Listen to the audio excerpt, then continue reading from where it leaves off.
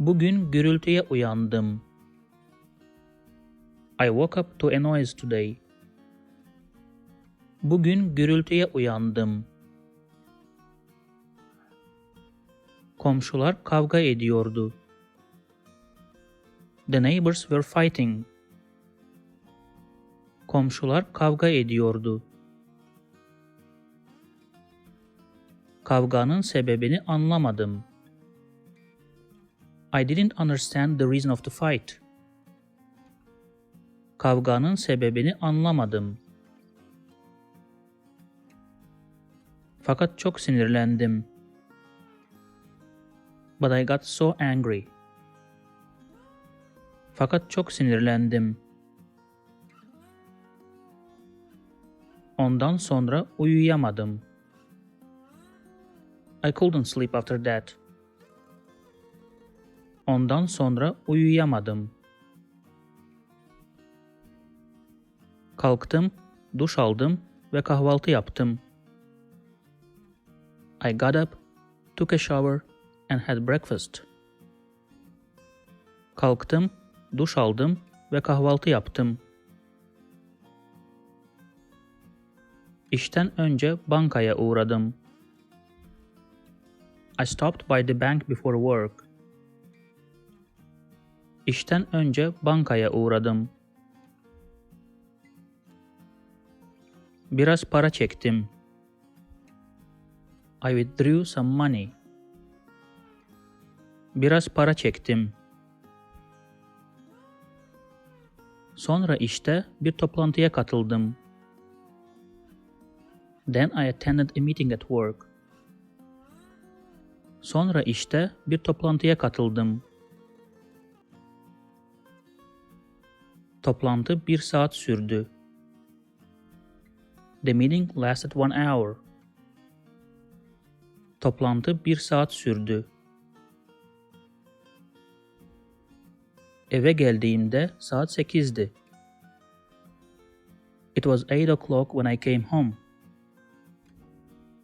Eve geldiğimde saat 8'di. Apartman artık sessizdi. The apartment complex was already quiet. Apartman artık sessizdi. Bugün de akşam aç değildim. I was not hungry in the evening today too. Bugün de akşam aç değildim.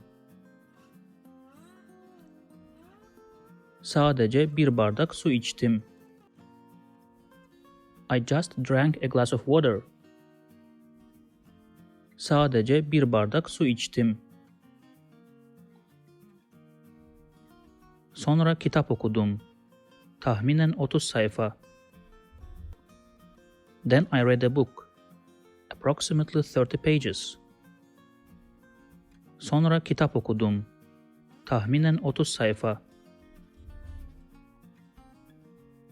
Aslında kitap çok sıkıcı.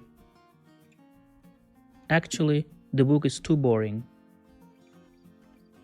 Aslında kitap çok sıkıcı. Fakat yine de kitabı bitirmek istiyorum. But I still want to finish the book. Fakat yine de kitabı bitirmek istiyorum.